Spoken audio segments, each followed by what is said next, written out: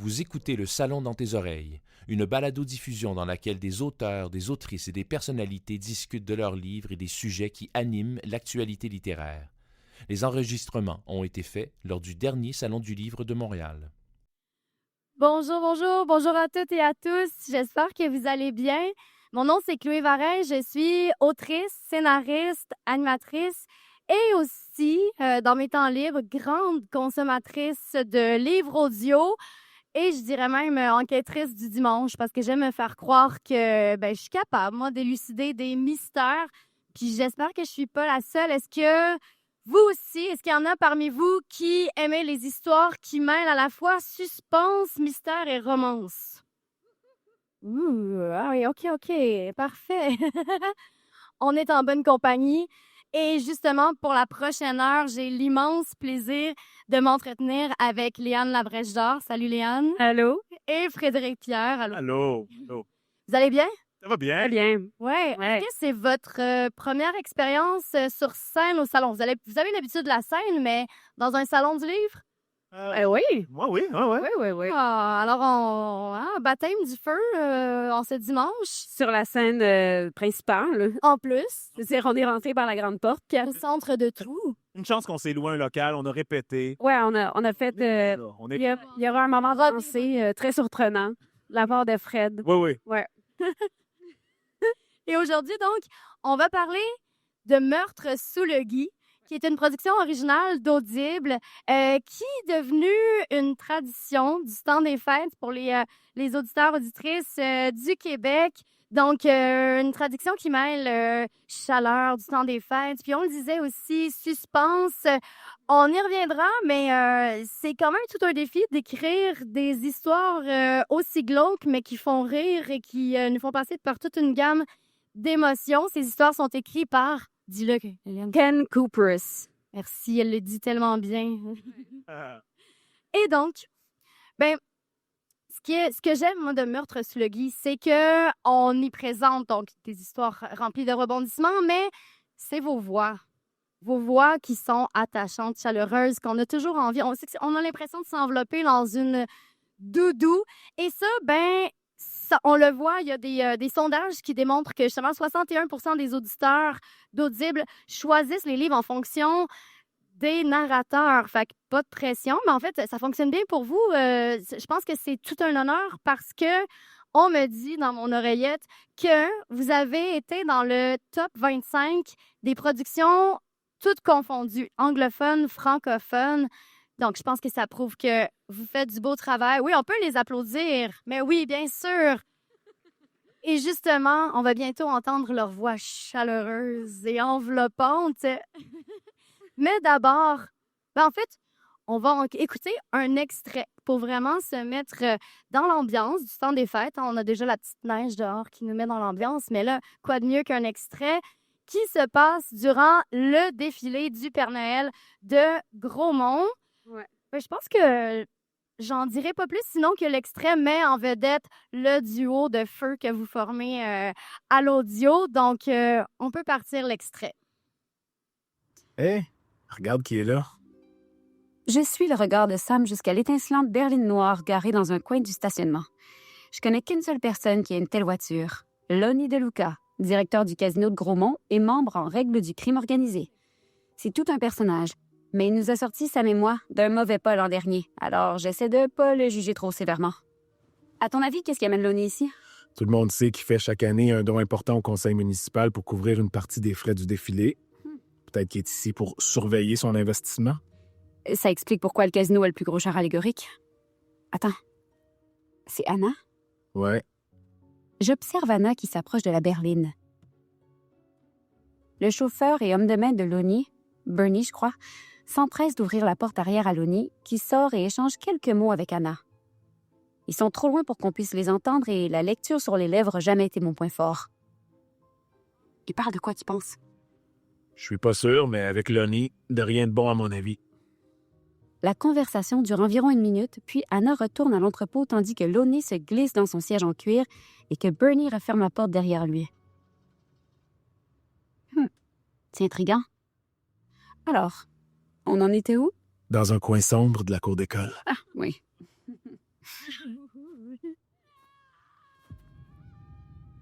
Ça vient de l'entrepôt. Sam et moi nous précipitons à l'intérieur en nous frayant un chemin à travers la foule rassemblée sans être préparés à ce que nous allons voir. Paul Thibault, affalé sur le siège du traîneau du Père Noël, les lèvres violettes et les yeux exorbités, fixe sans sourciller les rênes en plastique disposées en formation devant lui. Et à côté de Paul, le visage enfoui dans sa poitrine, sa femme, Anna, pleure à chaudes larmes. Non, non! Oh non! Merde! Sam s'approche du corps, prend son pouls et confirme ce que tout le monde sait déjà. Paul a rendu l'âme.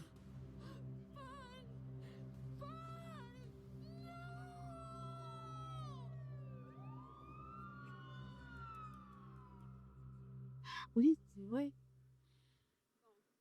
Là, il y a Ça, du oui. mystère quand même. Ouais. Dire. Oui, main d'applaudissements chaleureuse pour cet extrait quand même fort en émotion, en action. Ouais.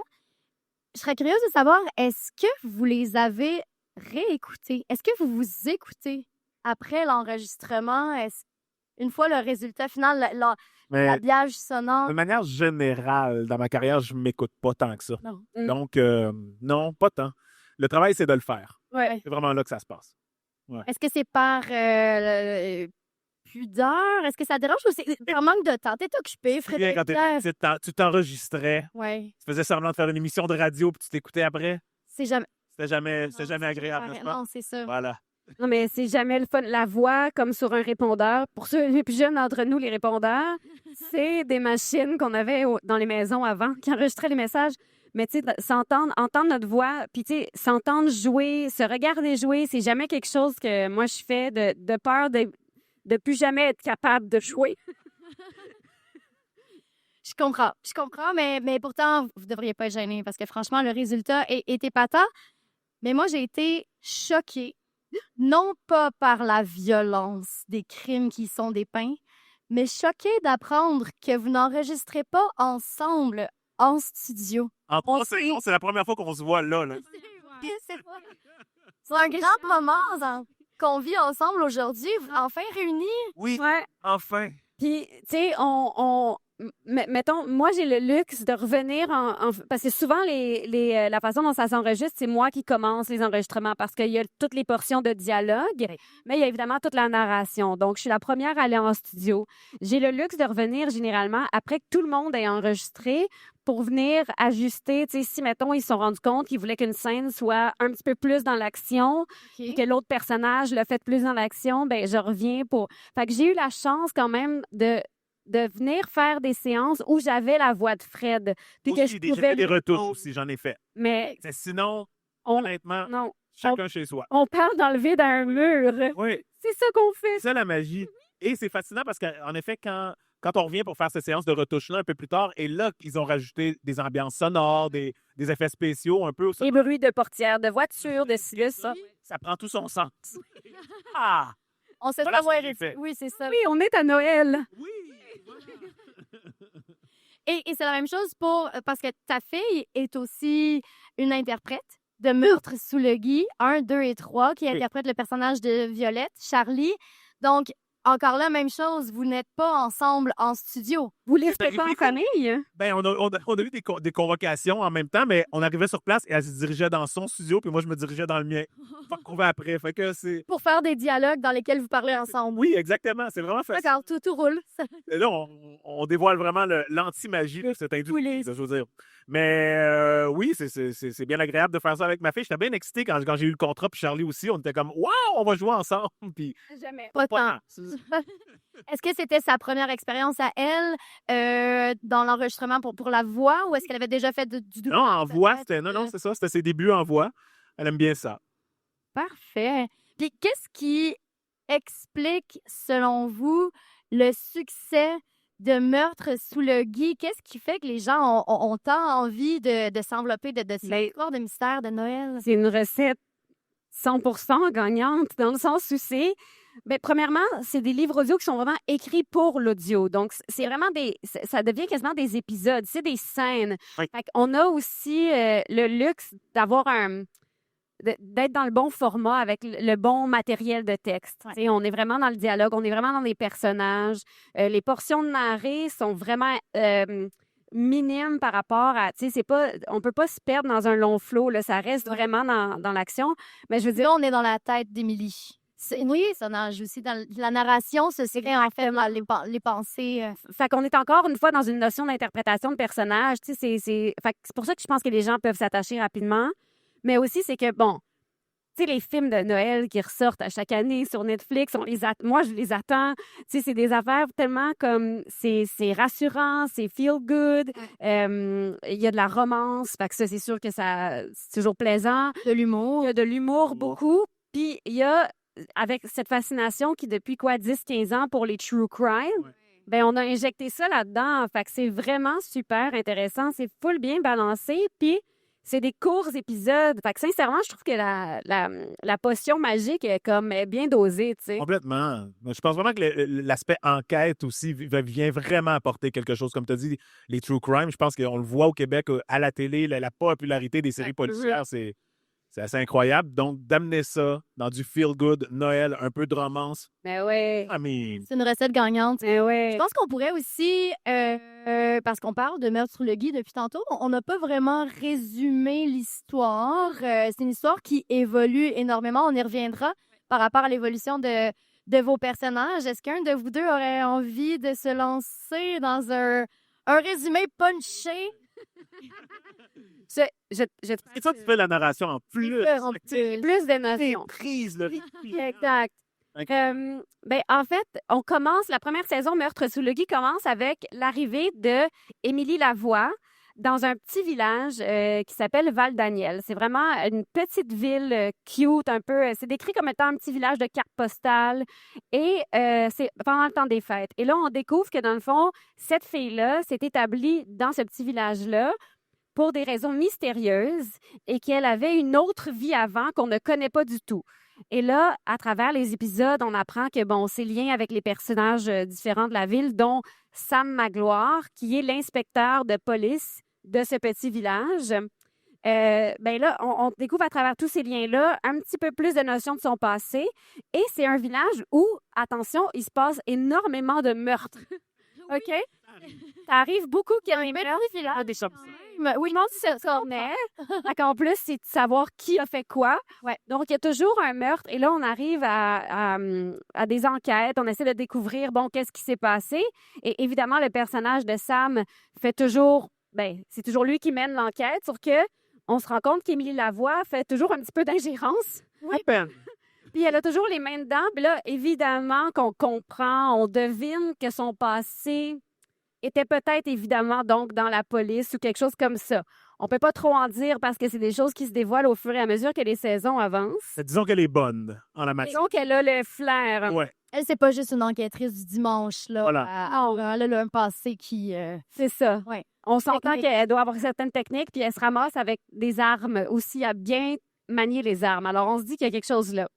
Fait que finalement, c'est l'histoire de ce village-là, ces enquêtes-là qui sont menées par Sam. Et là, on vous mentira pas non plus qu'il y a peut-être une petite histoire de romance entre Sam et Émilie qui se développe au fil des saisons. Lentement, mais sûrement. Lentement, mais sûrement. Faut jamais se presser dans cette affaire-là. Non. Ouais, c'est comme un petit chocolat chaud qu'on déguste. Exact. Et Meurtre sous le Gui aussi, je précise que c'est le nom de la boutique de Noël d'Émilie. Sous le Gui, ouais. Ouais, sous le Gui, oui. Ouais. J'ai dit Meurtre sous le Gui. Non, Ouais, mais... pas meurtre. Non, il n'y a pas de boutique de Noël. Non, C'est pas très attirant encore. les ventes vont pas bien à cette boutique. Pourquoi donc? Meurtre sous le Gui. Voilà. Et aussi, j'aimerais préciser que dans chacun des romans, il y a des livres, il y a 3 meurtres. Trois enquêtes qu'on mène une après l'autre. Donc, on vous le disait, il se passe beaucoup, beaucoup de choses dans ce village. On parlait tantôt d'anecdotes de studio. On parlait aussi du succès que connaît ce projet, Meurtre sous le Gui, 1, 2 et 3. Quels sont les échos que vous recevez des auditeurs, auditrices, avez-vous déjà eu des témoignages surprenants, des confidences par rapport à ce projet? Ben, sans que ça soit surprenant, moi, il y a des gens qui m'ont dit l'avoir écouté, un peu comme moi, je consomme les livres audio. Moi, je vis en dehors de Montréal, donc je fais beaucoup de routes dans la vie, quelques 40 000 km par année. Donc, j'ai commencé à consommer des livres audio vraiment à cause de ça. Il y a beaucoup de gens, moi, qui me disent aussi l'écouter dans leur voiture. Là, ça les sort du trafic, ça les sort de rager contre le trafic. Voilà. Moi, j'ai eu des gens qui m'ont écrit qui se mettaient ça justement en faisant le festin des fêtes. Des madames qui m'avaient écrit qui me disaient comme moi, là, je sais que je vais faire toute la bouffe pour Noël, puis je me mets mon meurtru-legui, puis c'est comme la thématique Noël. Là. Oh oui, c'est vrai. Puis en studio, outre le fait que vous n'êtes jamais ensemble, est-ce qu'il s'est produit des anecdotes cocasses que vous aimeriez partager avec nous? Fois où j'avais échappé mon crayon. Non, mais moi, je trouve ça... Moi, et mettons, il y a des moments où je fais une expérience complètement astrale. Là, je sors de mon corps et je peux pas croire que je suis en train de faire ça. Il y a des scènes, des fois, où... dans la saison 1, il y avait une scène à un moment donné avec un lac gelé, puis là, la glace fend, puis elle tombe dans l'eau froide, puis là, il faut qu'elle sorte de là. Puis là, tout ça, c'est quelque chose qu'on entend au son, tu sais, fait qu'il faut bien que quelqu'un le fasse. Puis là, ils sont derrière leur vitre, puis ils pèsent sur le piton, ils font « Léane, il faudrait que tu me fasses des bruits de toi qui sors du lac gelé. » Fait que là, t'as froid, mais il faut que tu te pousses, là, tu sais, c'est comme difficile. Je suis comme devant mon micro, puis je fais comme...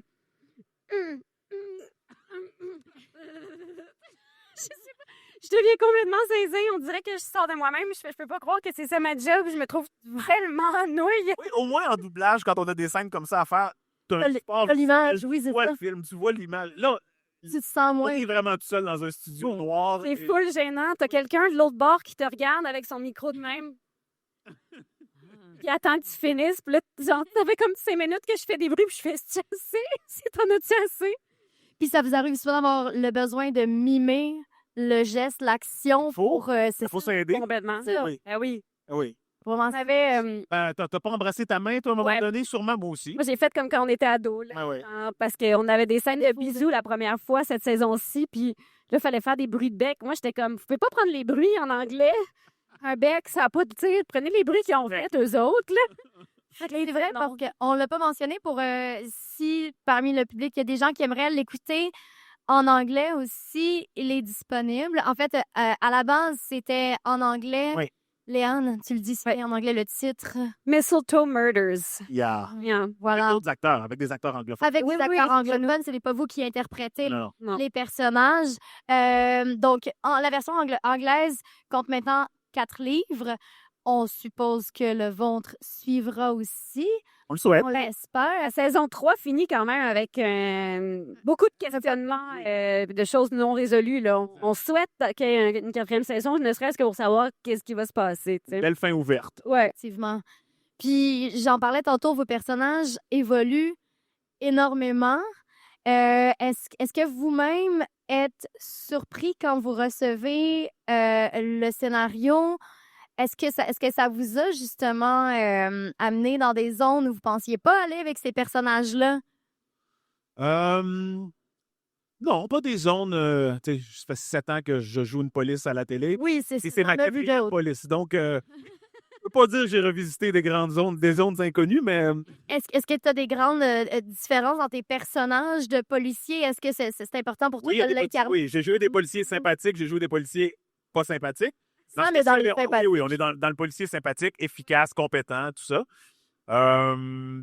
Mais non, c'est ça. Pas de grande surprise, mais oui, c'est fun de voir l'évolution un peu de cette relation-là aussi. En fait, je pense que dans la saison 1, mon personnage faisait beaucoup moins confiance à Émilie, de par le fait qu'il est un peu en mode « de quoi tu te mêles », tu sais. Oui. Cesse de te mêler de mes enquêtes, laisse-moi faire mon travail. Ouais. Puis là, avec la romance, bien sûr, que s'est installée, la relation et les compétences évidentes d'Émilie en la matière, là, il y a comme plus une complicité qui s'installe. là. Ouais, il lui laisse plus de place dans les enquêtes. Et en fait, même complice, vraiment Oui. Oui. Mais il y a quand même, tu sais, plus on avance, plus, tu sais, vraiment pour le personnage d'Émilie, parce que c'est construit de cette façon-là, mais c'est justement tout son passé qu'on connaissait pas, qui commence à se révèle à nous de saison en saison. Fait que moi, il y a eu des affaires là-dedans qui m'ont surprise, dans le sens où on savait, de par les indices qu'on avait de son passé qui était possiblement lié à la police ou aux enquêtes ou à quelque chose comme ça. Mais il y a plein de notions qui viennent qu'on était comme « Ah, ça, je m'attendais pas à ça ». Il y a des personnages de son passé qui retentissent aussi, qu'on fait « Oh, OK, on l'a pas vu venir celui-là ». Fait qu'il y a des informations surprenantes qui se dévoilent, mais je pense qu'on n'est pas au bout de nos surprises. Je pense qu'on c'est vraiment écrit de cette façon à ce qu'à chaque saison, on en apprenne un petit peu plus sur donc, le background d'Émilie, mais aussi sur tout ce que la ville de Val-Daniel avait de caché aussi, que comme les personnages du village se révèlent aussi beaucoup, beaucoup à travers les saisons, tu sais. Oui, la corruption, tout ça. Oui, c'est ça. Qu'est-ce qui explique qu'il y a autant de crimes dans ce petit village? Il y en a des villages comme ça. Oui, là. C'est tout à fait crédible. Au bout de cette prémisse-là, tout ton plaisir. Effectivement. Et du plaisir, on en a parce que justement, c'est bourré de rebondissements. Mais faut dire que vous êtes sortis un peu pour le Meurtre sous le gui 3. On est sorti un peu du village. Peut-être pour cette raison, hein, on se retrouve à l'université. On suit Violette qui s'apprête justement à aller étudier à l'université. On se rend dans un manoir aussi qui est pas à Val-Daniel. Dans le sens où Val-Daniel, là, ce n'est pas un vrai village. Et il n'y a pas de vraie map monde sur laquelle se situe Val-Daniel. Mais c'est comme si on comprenait que, tu sais, à quelques minutes à gauche ou à droite, il y a d'autres villages, c'est Gros-Mont, c'est comme un peu plus j'imagine, la métropole la plus proche du petit village de Val-Daniel. Puis des fois, ça sort un peu, des fois, ça s'en va. Il y avait à la saison 2, on allait dans une ferme, plus en campagne. C'était un vignoble, c'est ça? Oui, Je me souviens il pas. y avait le vignoble. Ouais, Il y avait vu sur Gros-Mont ou vu sur Val-Daniel? Ouais, il y a le casino. Tu sais, on va comme un peu partout. C'est juste que effectivement, il y a quelque chose de centralisé à Val-Daniel. Est-ce que l'eau, peut-être dans l'eau, peut-être dans l'eau comme que les hommes boivent. Hein? Ouais. Ce qui fait que, c'est ça, il se passe beaucoup, beaucoup de choses. Si vous deviez décrire est-ce qu'on peut dire saison, le troisième livre en 3 mots, par exemple, lequel est-ce que vous utiliseriez? Oh, mon Dieu. Dans 3 mots. Passé, donc. Pour Émilie, il y a vraiment quelque chose où son passé prend beaucoup, beaucoup de place. Je dirais pour Sam, protection. Il devient très protecteur parce que tu l'as nommé à l'université, sur le campus, là où sa fille va aller étudier. Il se passe des trucs là aussi. Donc, là, il capote un peu que sa fille va rentrer sur ce campus-là alors qu'il s'est passé des trucs. Donc, Suivre ses traces, possiblement aussi, les traces de son père. exact. Peut-être pas nécessairement. Pas dans. La protection, ça. Ouais. Ouais. Et un troisième mot? Noël. Non, C'est toujours Noël. Oui. Non, mais dans le sens où ça fait C'est vraiment vrai. partie de l'identité de ce Oui. livre-là. Tu sais, c'est toujours l'espèce de quelques jours avant Noël ou oups, c'est le nouvel an. Mais il y a Ouais. quelque chose. C'est ça. Ouais. C'est ça. En même temps, Émilie, sa boutique, elle est ouverte à l'année, donc elle est toujours un peu en train de baigner dans l'ambiance de Noël. Ben oui, elle, je pense que aussi ça fait partie de la parfaite couverture, là, de se dire qu'est-ce qui est le plus inoffensif au monde, une boutique de choses de Noël. Tu sais, Avec un très gros sapin. avec un très gros sapin, puis elle se dit ça doit camoufler toutes les affaires que je veux pas que les gens savent. Je vends des ornements. Tu sais, c'est super sweet. C'est une belle couverture quand même. Ben oui. C'est ça, oui. Et à quel point est-ce que vous recevez d'avance je sais pas si on peut parler de scénario, le livre, tu sais, pour vous comment est-ce que vous vous préparez avant L'avance, à peu près. Ouais, peut-être une petite avance. Je le demande, là, c'est ça, pour le lire, pour être sûr de l'avoir avant, mais ouais, tu sais, on se prépare pas 6 mois en avance. Là. Non, c'est ça. Là, c'est Le vrai que cas de c'est très rapidement. répétition, il y a Non, c'est ça, on répète pas. Oh non. Comme je te dis, on se voit pas. On Fait que, voit tu sais, pas.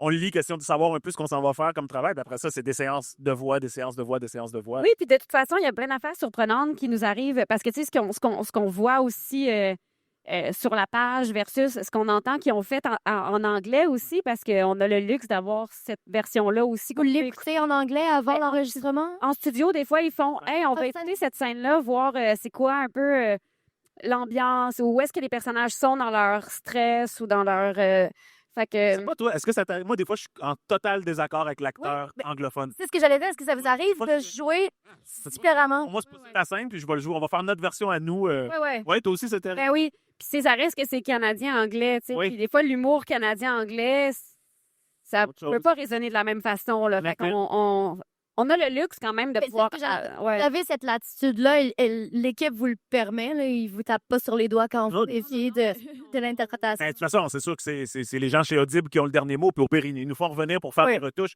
s'ils n'aiment pas une proposition qu'on a faite, parce qu'ils sont pas là, bien sûr, en studio pendant qu'on enregistre. On est avec un technicien, mais c'est eux qui ont le dernier mot, toujours, bien sûr. Mais ouais, moi, des fois, j'essaie de proposer ma petite version à moi. Là. Ah oui, moi, il y a même des expressions carrément que on essaie toujours d'avoir ce qui est sur la page. On enregistre ce qui est sur la page, mais on enregistre aussi les propositions parce que c'est niaiseux, mais la traduction, c'est vraiment un métier très difficile, surtout pour ce qui est du québécois. Tu sais, Ouais. niaiseux, mais dans le personnage, en anglais, souvent, quand je l'écoute, je fais « Ah oui, ben, elle utilise cette expression-là. » Là, je vois qu'il y a une traduction très...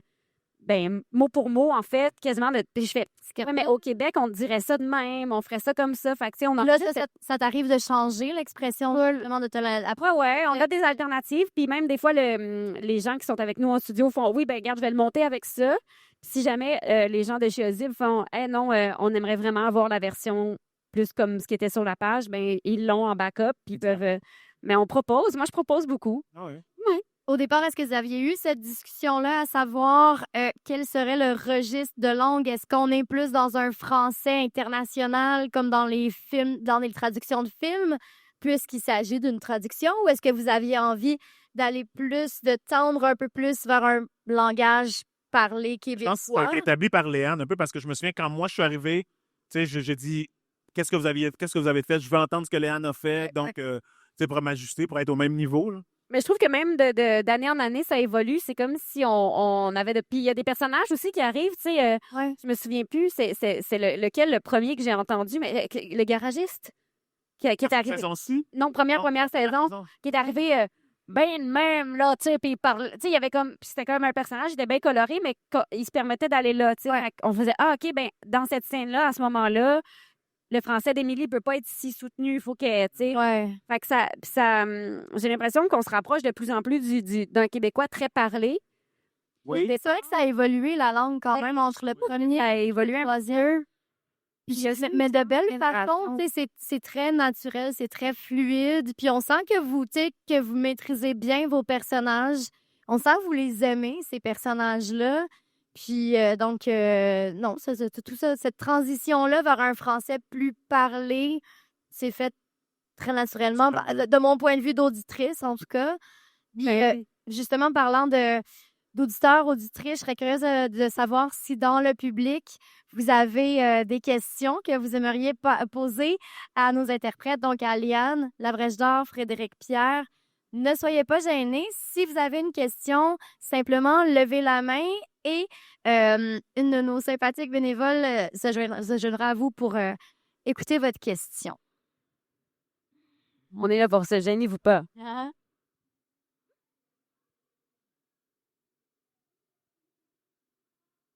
Allô? Mais moi, je me demandais, en fait, est-ce que vous-même, vous écoutez des livres audio? Est-ce qu'il y a des genres ou des narrateurs qui vous intéressent pour le fun? Donc, la question, c'est si nous-mêmes, on écoute des livres audio, puis sinon, quel genre, qu'est-ce qu'on a fait?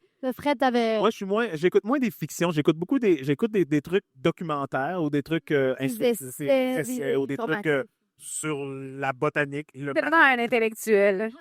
Oh. Mais j'écoute moins de fiction parce que de la fiction, j'en fais. Ouais. Quand j'arrive, je suis comme ça aussi dans mes écoutes à la maison, à la télé. J'ai besoin de vrai à un moment donné.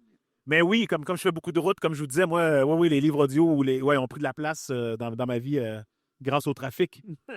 Oui, ça permet de faire baisser la pression un peu. On dirait qu'on oublie qu'on est pris dans le trafic quand on écoute un bon livre audio. Toi, Léane?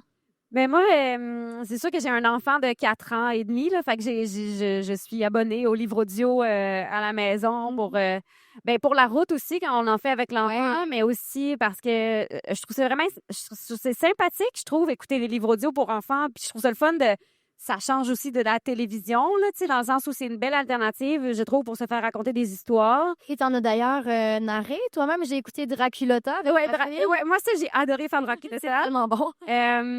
ouais, mon fils aime beaucoup, c'est sûr que c'est un classique, mais El Capucci sur audio que j'adore.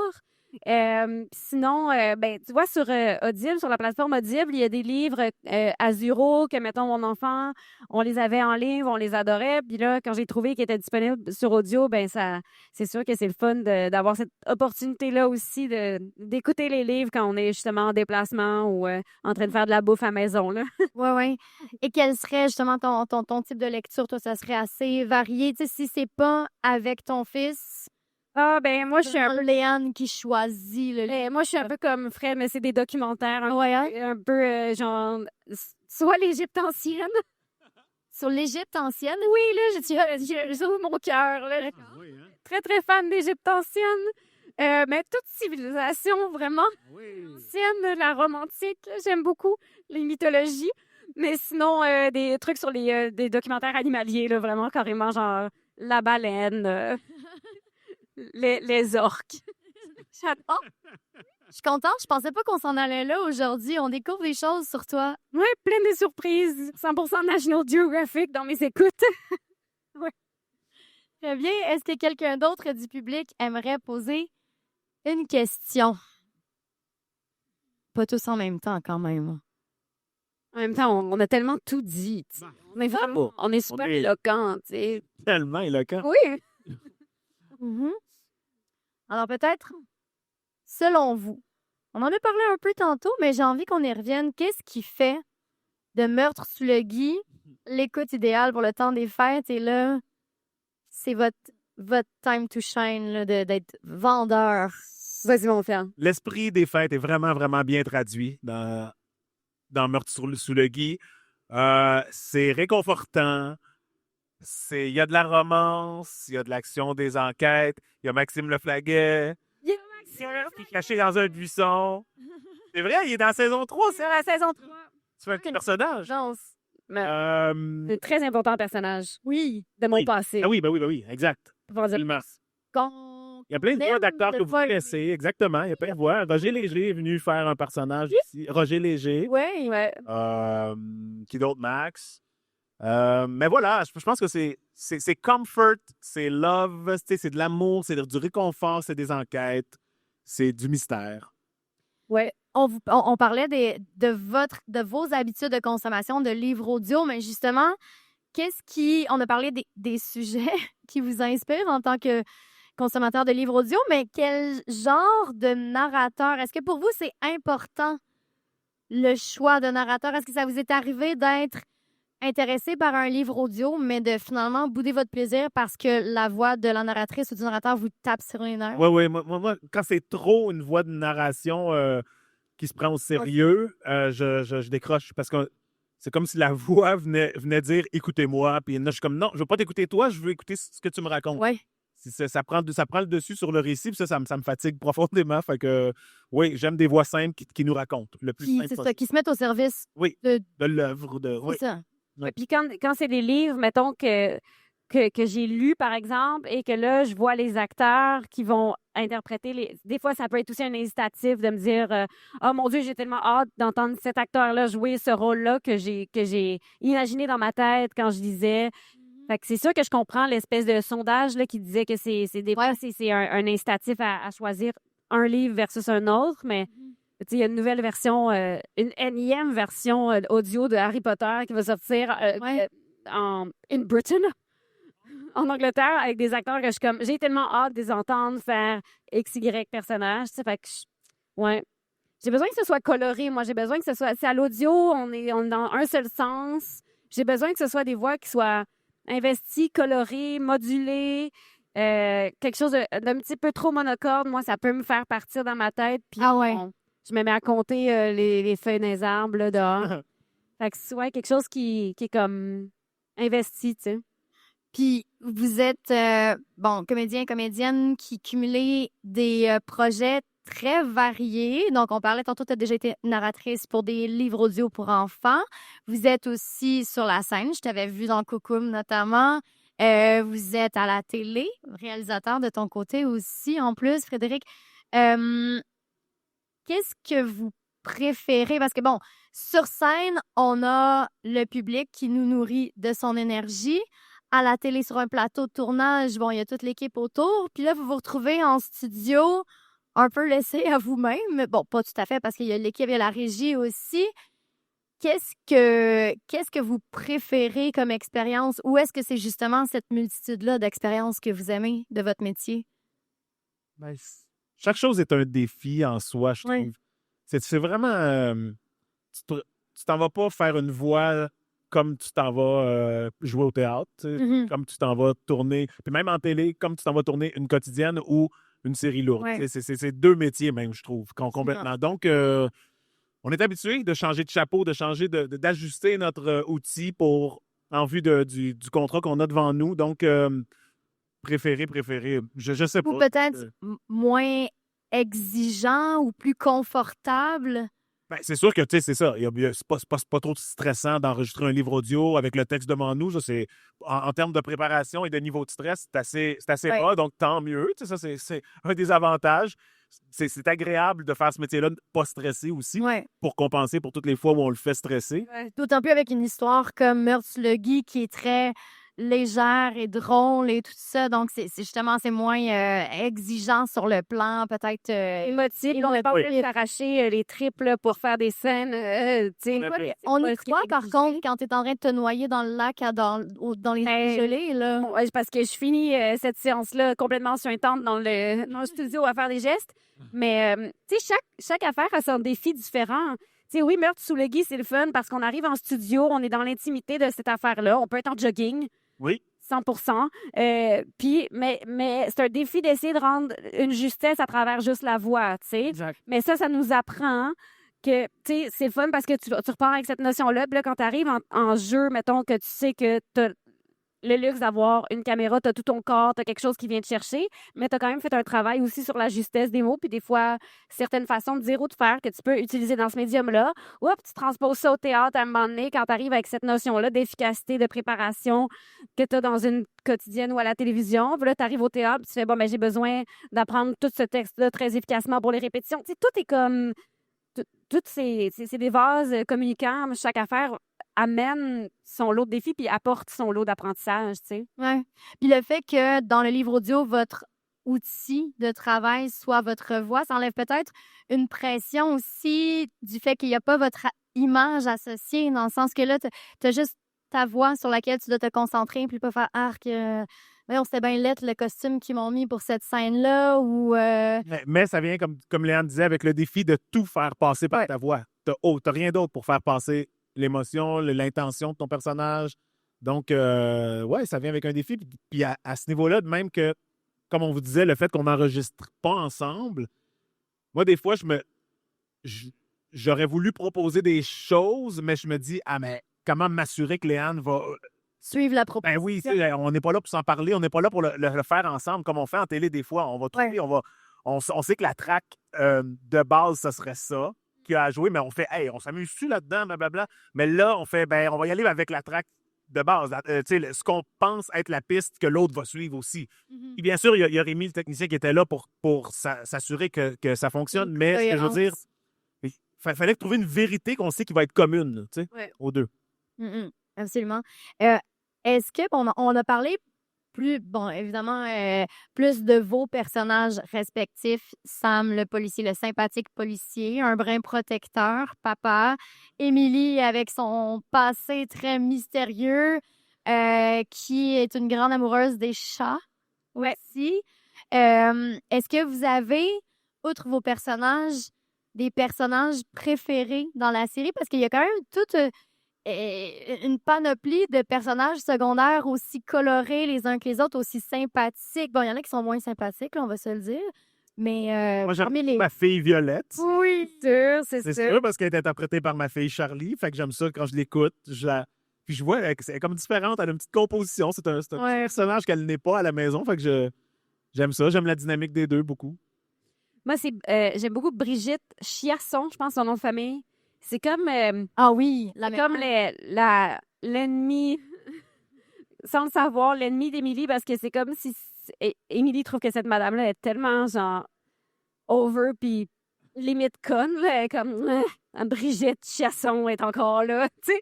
Fait que C'est la mémère du village. ouais, vraiment. Fait que ça me faisait beaucoup rire, toute cette espèce de démonisation là, de Brigitte Chasson.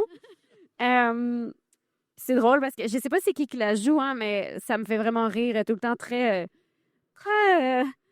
chantante, là, puis elle veut toujours dire les choses, mais en même temps, elle est très dans les confidences. Il y a comme tout ça, fait que je trouvais que c'était un personnage vraiment divertissant à l'audio, là.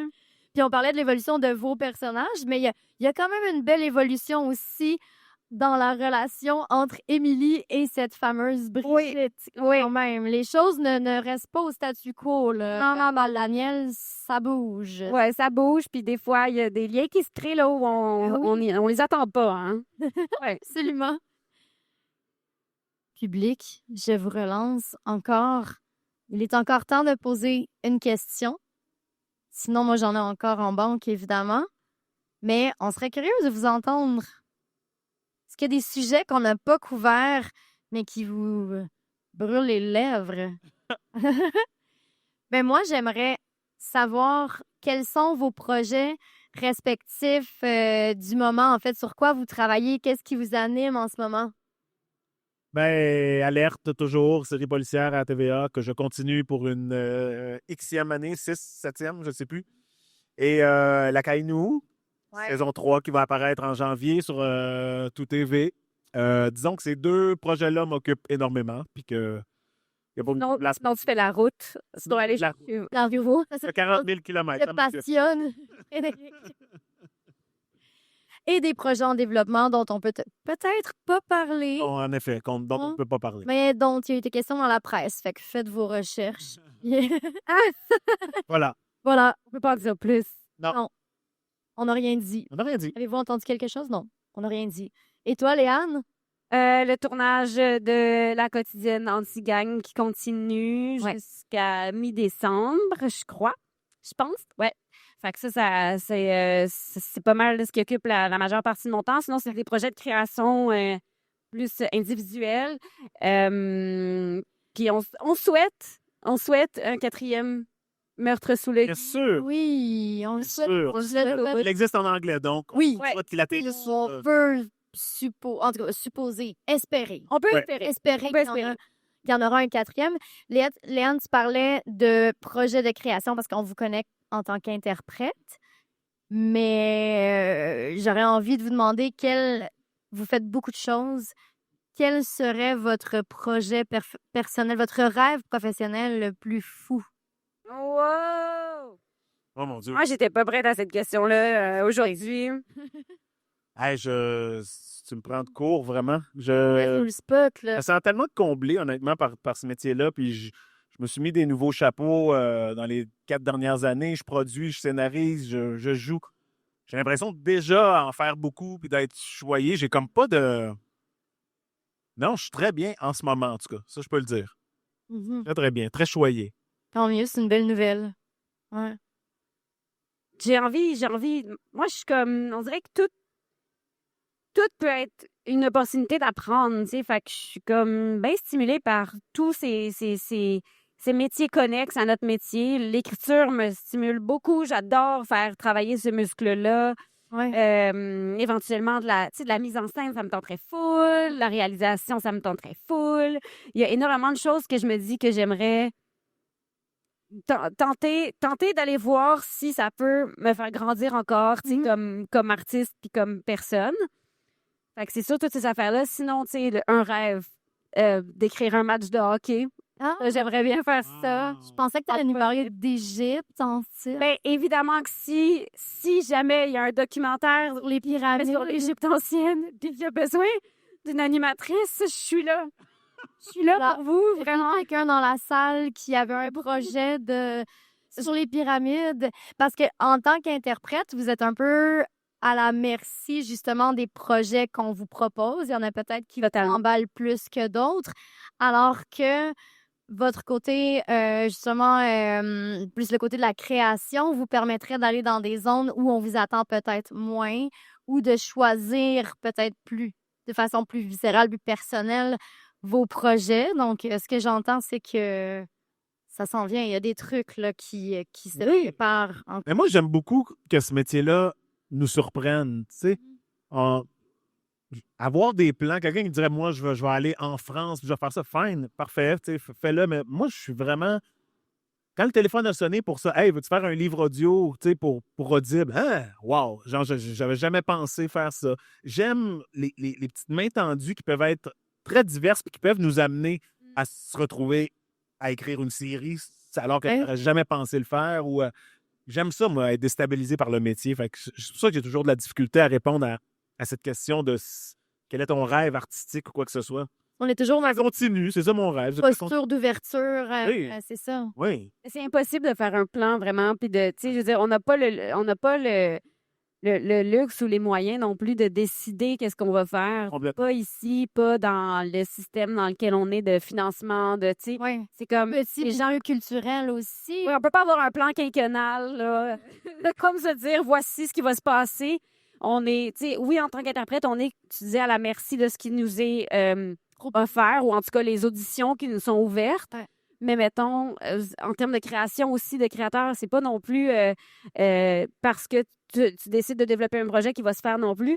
Je pense juste que c'est une façon de, si on a envie de raconter une histoire, de pouvoir se permettre d'essayer de la raconter, tu sais. Puis de cette façon-là, avec cette énergie-là, avec ces mots-là, avec ces personnages-là, versus quand on est juste interprète, tout ça est déjà réfléchi et pensé. Puis nous, il faut qu'on arrive à mettre notre couleur, puis rendre ces affaires-là les plus crédibles possibles, tu sais. Versus à l'inverse, on peut décider de mettre notre cœur puis notre âme à la base du projet avant que ça devienne un tout, tu sais. C'est juste une façon différente de voir les choses. Merveilleux. La scale publique, si vous avez une question, c'est maintenant ou jamais. Quoique, j'ai le plaisir de vous informer que Léane et Frédéric, vous restez après la discussion pour prendre des photos, peut-être répondre aux questions. Il y en a peut-être qui sont un peu timides, qui n'osent pas vous poser les questions de vive voix devant ce charmant public. Donc, vous serez disponible pour des photos au photo booth qui est derrière le café. Juste là, on vous dirigera si c'est votre souhait de prendre une photo avec Léane Labrèche d'Or et Frédéric Pierre. Je rappelle aussi que Meurtre sous le gui 3 est disponible. En fait, les 3 sont disponibles, mais le 3e vient tout juste là, de sortir. Il est encore tout chaud, malgré le froid qui s'installe, la petite neige, l'ambiance de Noël. Donc, on le rappelle aussi, Meurtre sous le gui, c'est une histoire justement de meurtre, de mystère, mais dans une ambiance réconfortante de temps des fêtes. Ça s'écoute en faisant à peu près tout. Moi, je pense que je vous ai écouté en marchant, en faisant la vaisselle, en faisant la litière, en étant juste complètement absorbée puis en arrêtant de faire ce que j'étais en train de faire. Donc, vraiment, je pense que toutes ces formules-là sont possibles en faisant de la route, comme toi aussi. Donc, on invite évidemment tout le monde à vous écouter. Est-ce que vous avez un mot de la fin? Y a-t-il quelque chose qu'on n'a pas dit que ça plus, là, Commencer par le 1. Ah oui! Non, mais dans le sens où il y a des affaires, des fois, tu te dis, ah oui, tu peux prendre un peu la patente au vol, puis tout ça. Là, si, mettons, vous vous dites, ah, Meurtre sous le gui, je savais pas que ça existait, j'ai envie d'aller écouter ça. C'est plus intéressant de commencer par le 1 parce que c'est tellement, justement, fait de façon à ce qu'on en découvre un petit peu plus au fur et à mesure que les livres se déroulent. Gardez-vous le luxe des surprises qui viennent avec les épisodes qui Ça va étirer le plaisir, de toute façon. Ouais. Voilà. Oui. Ce serait pas inintéressant de l'écouter à rebours, mais il y a quand même, c'est ça, des punchs qui seraient dévoilés. Puis, non, effectivement, tu fais bien de le mentionner, Léane. On vous recommande très, très, très, très fortement de commencer par Meurtre sous le gui 1. Frédéric, est-ce qu'il y a quelque chose que tu voulais ajouter de ton côté ou... La chanson.